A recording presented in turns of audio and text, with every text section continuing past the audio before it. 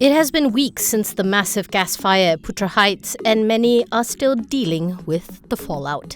Besides the livelihood of 469 families, the operations of nearly 300 companies were disrupted when their gas lines were cut. Sectors ranging from F&B to steel and glove manufacturing have all been affected. The big question on everyone's mind now is, when will things get back to normal? In the process of writing this article, we spoke to the Selangor State Exco member who shared with us that at that point in time, no one can give definitive answer in terms of when everything will return to normal.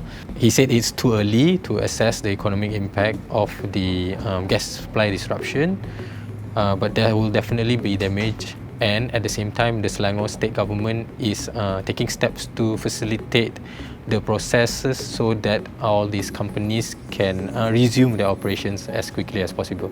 He explains that at this time, the government is prioritizing essential sectors like F&B. While supply has been returned to some of these businesses, it is still far below the optimum levels.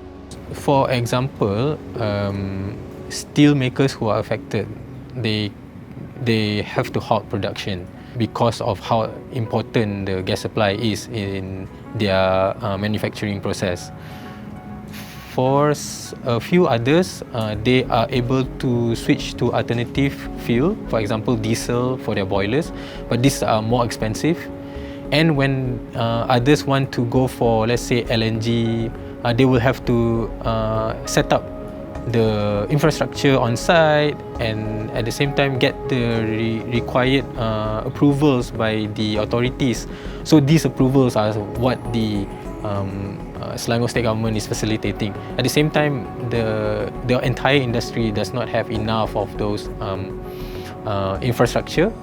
So it will take time for, let's say, a new company to get the alternative supply, for example. Supply of gas through pipelines have been pretty much reliable over the years. We have this infrastructure for decades now, and there has been little to no disruption over the years. But when something like this happens, the industry is simply not ready.